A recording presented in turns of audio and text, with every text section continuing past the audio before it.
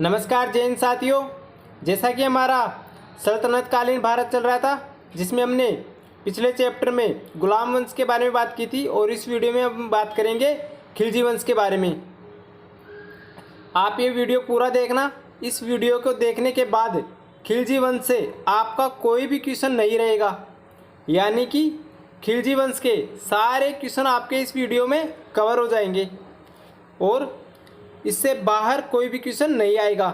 क्योंकि मैंने जो पिछले सालों में यानी कि अब तक जितने भी एग्ज़ाम हुए हैं ना, सारे एग्ज़ामों के क्वेश्चन मिलाए हैं, और जितनी भी एनसीईआरटी थी यानी कि कक्षा 6 से लेके 12 तक मैंने सारे एनसीईआरटी के नोट्स बना रखे हैं, और उन्हीं सब में से सारे क्वेश्चन मिला के यहाँ पे लेके आया हूँ। इस वीडियो को देखने के बाद आपका खिलजी वंश से कोई भी क्वेश्चन नहीं रहेगा, और ये वीडियो भी ज़्यादा लंबा नहीं होगा। तो चलिए क्लास शुरू करते हैं। सबसे पहले हमें देखना होगा खिलजी वंश के बारे में कि खिलजी वंश कब से कब तक रहा। तो खिलजी वंश रहा था 1290 ईस्वी से 1320 ईस्वी तक। ओके, अब देखते हैं खिलजी वंश के बारे में। खिलजी वंश की स्थापना कब की गई थी? 13 जून 1290 ईस्वी को। तो खिलजी वंश की स्थापना किसने की थी? तो इसका संस्थापक था जलालुद्दीन फिरोज खिलजी। ओके, खिलजी वंश का संस्थापक कौन था? जलालुद्दीन फिरोज खिलजी। अब देखते हैं इसने राजधानी किसे बनाया था। तो इसने राजधानी बनाया था, इसकी राजधानी थी किलोखरी। यहाँ पे इसने अपना राज्याभिषेक करवाया था। ओके, आगे देखते हैं इसके बारे में। तो इसकी हत्या अलाउद्दीन खिलजी ने कर दी थी। कब? 1296 ईस्वी में। कहाँ की थी इसकी हत्या? तो कड़ा मानिकपुर के पास की थी। और कड़ा मानिकपुर कहाँ पड़ता है? कि वर्तमान में प्रयागराज है, वहाँ पे कड़ा मानिकपुर पड़ता है। यानी कि जो प्रयाग है यहाँ पे पड़ता था पहले कड़ा मानिकपुर।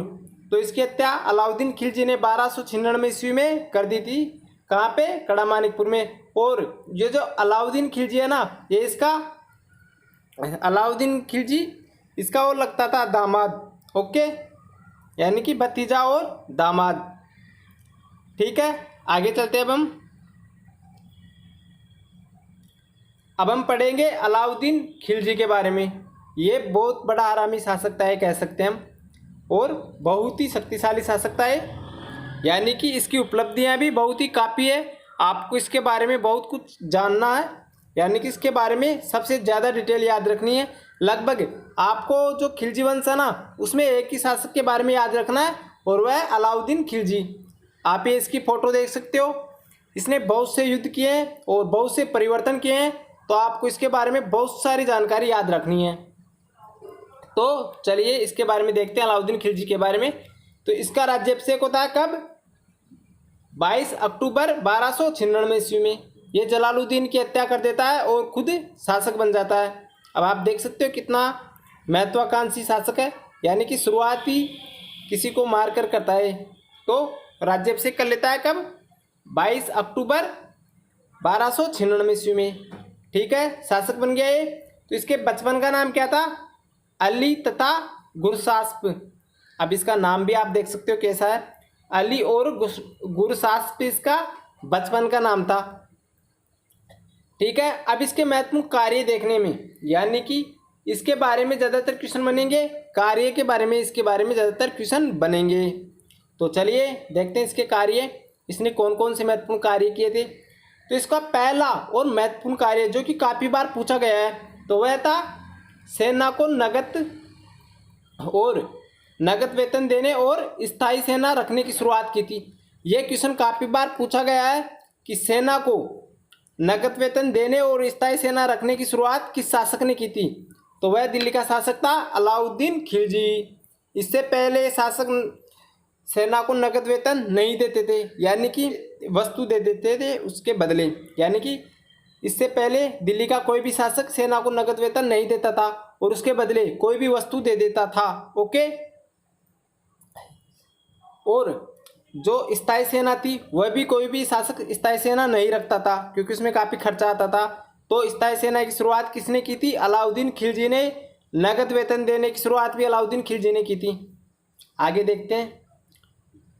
घोड़ा दागने एवं सैनिकों का हुलिया लिखने की प्रथा की शुरुआत किसने की थी? ये क्वेश्चन भी काफ़ी बार पूछा गया है, आपको ये भी याद रखना है कि घोड़ा दागने और सैनिकों का हुलिया लिखने की प्रथा की शुरुआत किसने की थी? अलाउद्दीन खिलजी ने। सबसे विशाल सेना किसके पास थी? वह भी इसी के पास थी। तो सबसे विशाल सेना का निर्माण भी इसी ने किया था। बता रहा हूँ ये बहुत ही शक्तिशाली शासक हो गया था। ओके, आगे चलते हैं। अब देखते हैं इसका चौथा कार्य। तो इसने चौथा महत्वपूर्ण कार्य करवाया था, भू राजस्व की जो दर थी उसे 1/2 भाग के स्थान पर बढ़ाकर 3/4 भाग कर दिया था इसने। ओके, यानी कि इसने काफ़ी प्रशासनिक सुधार कार्य किए थे और काफ़ी महत्वपूर्ण कार्य किए थे और काफ़ी अच्छे कार्य भी किए थे इसने। ओके, और इसने व्यापारियों में बेईमानी रोकने के लिए, यानी कि जो व्यापारी बेईमानी करते थे, यानी कि कम तोलते थे और पैसे ज़्यादा लेते थे, तो इसने क्या किया था? व्यापारियों में बेईमानी रोकने के लिए कम तोलने वाले व्यक्ति के शरीर से मांस काटने का आदेश दे दिया। यानी कि अगर कोई भी कम तोलेगा तो उसका मांस काट के दे दिया जाएगा। ओके, तो बेचारे जो व्यापारी थे वह भी डर कर रहते थे, यानी कि बेईमानी नहीं करते थे, क्योंकि उसे पता था अगर हम किसी भी व्यक्ति को आधा किलो सामान कम दे देंगे तो हमारा आधा किलो मांस काट के उसे दे देगा। इतना क्रूर शासक था ये, तो आप याद रख सकते हो इसे। और इसका छठा महत्वपूर्ण कार्य था कि इसने दक्षिण भारत की विजय करने के लिए, यानी कि दक्षिण भारत में विजय करने के लिए किसे भेजा था? मलिक काफूर को भेजा था। दक्षिण भारत को जीतने के लिए भेजा था इसने मलिक काफूर को। इसका जो सेनापति था एक मलिक काफूर, इसका नाम भी देख सकते हो आप, मलिक काफूर नाम है। वैसे इनके ऐसे ही मिलेंगे आपको, जितने मुस्लिम शासक हैं उनके आपको अजीब अजीब नाम मिलेंगे क्योंकि विदेशी आक्रमणकारी थे। तो इनका नाम था मलिक काफूर, जिसे इसने दक्षिण भारत में विजय करने के लिए भेजा था। आगे देखते हैं, मलिक याकूब को दीवान ए रियासत नियुक्त किया। ओके, यानी प्रशासनिक कार्य के लिए इसने मलिक याकूब को दीवान ए रियासत नियुक्त किया। इसका निर्माण कार्य देखते हैं इसके, यानी कि इसके कौन कौन से निर्माण कार्य महत्वपूर्ण थे। तो इसने जमेत खाना मस्जिद का निर्माण करवाया था, महत्वपूर्ण देखेंगे हम। ओके, अलाई दरवाज़ा का निर्माण किसने करवाया था? तो अलाई दरवाजे का निर्माण भी अलाउद्दीन खिलजी ने करवाया था। ओके, अलाई से याद रह जाएगा, अलाउद्दीन खिलजी। सीरी का किला किसने बनवाया था? तो वह भी अलाउद्दीन खिलजी ने बनवाया था। हजार खंबा महल किसने बनवाया था? अलाउद्दीन खिलजी ने बनवाया था। ये आदि इसके महत्वपूर्ण कार्य थे। ओके, याद रह जाएंगे। मैंने नोट्स इस तरीके से बनाए हैं कि आपको ये अच्छे से याद रह जाएंगे, क्योंकि और जो टीचर पढ़ाते हैं ना आपको, तो वो नोट्स टाइप में नहीं पढ़ाते हैं, इस कारण आपको याद करने में दिक्कत होती है। लेकिन मैंने जिस टाइप से बनाया है ना, आपको ऐसे लगेगा कि बहुत ही कम मटेरियल है, लेकिन आप जब और टीचरों की क्लासेस देखोगे तो आपको पता चल जाएगा कि इससे बाहर कुछ नहीं है, क्योंकि वो लाइन वाइज लिखते थे और मैंने नोट्स बना के पूरी तरीके से लिखे हैं ये। इसे जो मैंने टाइपिंग करने में लगभग मुझे 4 से 5 घंटे लगे हैं, क्योंकि इसमें कुछ शब्द ऐसे हैं जिन्हें टाइपिंग करने में काफ़ी दिक्कत भी आ रही थी और नोट्स बनाने में काफ़ी दिक्कत आई है। इस कारण इसे लिखने में मुझे 5 से 6 घंटे लगे हैं। तो आपको इस वीडियो को लाइक तो ज़रूर करना है, और साथ ही अगर आप नए हो तो चैनल को सब्सक्राइब भी कर लो। आगे देखते हैं इसने क्या क्या कार्य किए। और इसने दैविक यानी कि देवी अधिकार के सिद्धांत को किसने चलाया था? देवी अधिकार के सिद्धांत को किसने चलाया था? तो चलाया था अलाउद्दीन खिलजी ने। देवी अधिकार सिद्धांत को किसने चलाया? अलाउद्दीन खिलजी ने। ओके, याद रह जाएगा। आगे चलते हैं। इसने सिकंदर ए सानी की उपाधि धारण की थी। अलाउद्दीन खिलजी ने स्वयं को सिकंदर ए सानी की उपाधि धारण की थी। अलाउद्दीन खिलजी था, इसने स्वयं को सिकंदर ए सानी घोषित किया था, यानी कि सिकंदर था विश्व विजेता, तो ये भी सिकंदर ए सानी की उपाधि लेकर बैठ गया कि मैं भी विश्व विजेता बनूंगा। ओके, इसके दरबारी कवि के नाम याद रखना, 2 महत्वपूर्ण है, उनके नाम याद रखना है, ज़्यादा का नाम आपको याद नहीं रखना है। एक कौन था? अमीर खुसरो। ओके, इसकी पुस्तक भी देखना है। अमीर खुसरो की पुस्तक है खजाइनुल फतुह। पुस्तक याद करने में आपको दिक्कत हो सकती है क्योंकि नाम इनके ऐसे ही हैं। खजाइनुल फतुह ये इसकी पुस्तक है, लेकिन आपको ये याद करना ज़रूरी है क्योंकि इम्पोर्टेंट है ये। जो टॉपिक इम्पोर्टेंट नहीं होंगे उनके बारे में मैं आपको बता दूंगा। वैसे तो मैं इसमें इम्पोर्टेंट ही लेकर आया हूँ, लेकिन कुछ जानकारी इम्पोर्टेंट नहीं भी है जो मैं आपको आगे बता दूंगा। दूसरा महत्वपूर्ण लेखक है इब्न बतूता, जिसकी पुस्तक है रिहला। ओके, अब एक चीज आगे इसमें एक चीज देखना आपको कि जो अलाउद्दीन खिलजी था ना, इसके समय मंगोलों ने 6 आक्रमण किए थे, यानी कि अलाउद्दीन के समय ही मंगोलों के आक्रमण शुरू हो गए थे भारत पर। ओके, तो मंगोलों ने अलाउद्दीन के समय 6 आक्रमण किए थे, बाकी आक्रमण अलाउद्दीन खिलजी के बाद हुए थे। तो 6 आक्रमण कौन कौन से हुए थे? ये जो 6 आक्रमण है, ये क्वेश्चन पूछा गया है कि अलाउद्दीन के समय मंगोलों ने कितने आक्रमण किए, तो किए थे 6, लेकिन इनकी डेट नहीं पूछी गई है कि कौन सा आक्रमण कब किया गया था। केवल इतना पूछा गया है कि अलाउद्दीन के समय मंगोलों ने कितने आक्रमण किए थे, तो किए थे 6 आक्रमण। आपको ये याद रखना है। साथ ही अगर आप डेट याद करना चाहो तो मैं आपको यहाँ पर डेट भी बता देता हूँ। तो प्रथम आक्रमण हुआ था मंगोलों का 1297 ईस्वी में। ओके, किसके नेतृत्व में? कादर खान के नेतृत्व में मंगोलों ने आक्रमण किया था। ओके, दूसरा आक्रमण करते हैं मंगोल 1298 ईस्वी में सल्दी के नेतृत्व में। इन मंगोलों के जो नाम है वो तो अलाउद्दीन खिलजी के जो सेनापति थे उनसे भी बढ़कर आएंगे, आपको याद ही नहीं होंगे, इसलिए आपको याद नहीं रखने हैं। फिर भी आप याद करना चाहो तो कर सकते हो, क्योंकि ये पूछे नहीं गए हैं। केवल इतना पूछा गया है कि मंगोलों ने कितने आक्रमण किए थे। तो तीसरा आक्रमण करते हैं मंगोल किसके नेतृत्व में? कुतलुक ख्वाजा के नेतृत्व में। कब करते हैं? 1299 ईस्वी में। मंगोलों का चौथा आक्रमण होता है 1303 ईस्वी में तारगी के नेतृत्व में। ओके, मंगोलों का 5वां आक्रमण होता है 1305 ईस्वी में अली बेग एवं तारताक के नेतृत्व में। ओके, मंगोलों का लास्ट और छठा आक्रमण होता है 1306 ईस्वी में कबक एवं इकबाल मंद के नेतृत्व में। यह है महत्वपूर्ण आक्रमण जो कि मंगोलों के आक्रमण हुए अलाउद्दीन खिलजी के समय। ओके, अब आगे देखते हैं इसके बारे में। अलाउद्दीन खिलजी की मृत्यु कब होती है?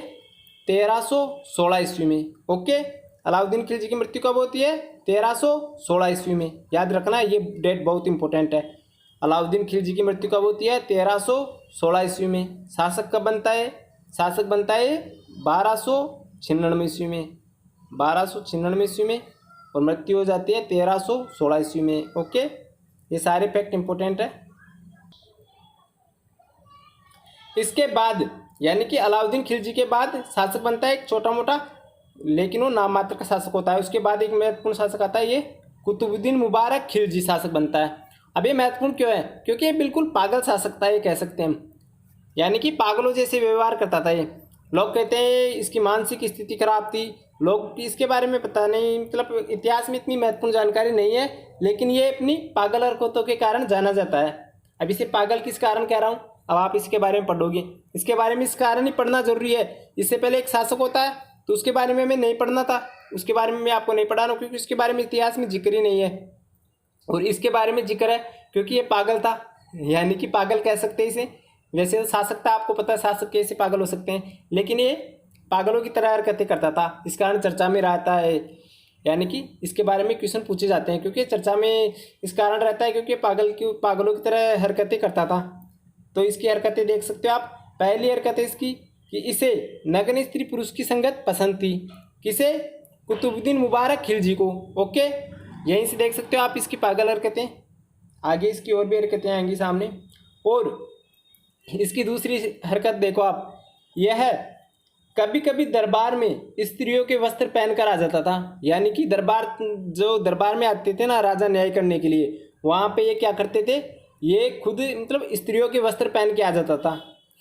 आप देख सकते हो। अब ये इन्हीं जो हरकतें थी इसकी इन्हीं कारण इसके बारे में क्वेश्चन पूछे जाते हैं। इसके बारे में ये क्वेश्चन भी पूछा गया है काफ़ी बार कि दिल्ली का कौन सा शासक स्त्रियों के वस्त्र पहनकर दरबार में आता था। ये क्वेश्चन काफ़ी बार पूछा गया है। और ये क्वेश्चन भी पूछा गया है कि दिल्ली का कौन सा शासक नग्न होकर दरबार में आता था।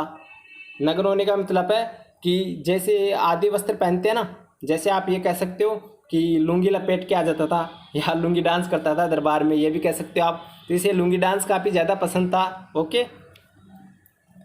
तो बर्नी के अनुसार, बर्नी एक कौन है? ये बर्नी एक लेखक है। तो बर्नी के अनुसार यह कभी कभी दरबार में नग्न होकर दौड़ता था। ओके, यानी कि लुंगी डांस करता था और दौड़ता था, इस कारण ये चर्चा में रहता है, इस कारण इसके बारे में क्वेश्चन पूछे जाते हैं। तो आपको ये याद रखने हैं क्वेश्चन भी। ओके। और इस वंश का अंतिम शासक आपको याद करना है, तो इस वंश का अंतिम शासक था नासिरुद्दीन खुसरो शाह है, जो कि एक हिंदू था। ओके, ये हिंदू था। बताया जाता है कि इसने इस्लाम धर्म स्वीकार कर लिया था और ये शासक बन गया था। तो इस कारण इसके बारे में आपको याद रखना है। और इससे क्या होता है, जितने भी इसके जो अमीर थे ना, यानी मंत्री सब नाराज रहते हैं, क्योंकि ये एक हिंदू शासक था, इस कारण इससे सब नाराज रहते हैं। और फिर अंत में इसकी हत्या गयासुद्दीन तुगलक कर देता है और यहीं पे तुगलक वंश का स्थापना, यहीं से तुगलक वंश की स्थापना हो जाती है। ओके, तो यहाँ से अब हम पढ़ेंगे कल तुगलक वंश। तो ये थी इसके बारे में जानकारी, आपको जो अच्छे से कवर हो गई होगी। ठीक है, मिलते हैं नेक्स्ट वीडियो में। अगर अभी तक आपने इस वीडियो को लाइक नहीं किया है तो लाइक भी कर दो, और इसे अगर अभी तक आपने सब्सक्राइब नहीं किया है तो इसे आप सब्सक्राइब भी कर लो। ठीक है, अब मिलते हैं नेक्स्ट वीडियो में। मैं आपके लिए नेक्स्ट वीडियो अच्छे से लेके आऊँगा, सारे फैक्ट लेके आऊँगा, अच्छे से कवर हो जाएगा हमारा तुगलक वंश भी। ठीक है, धन्यवाद।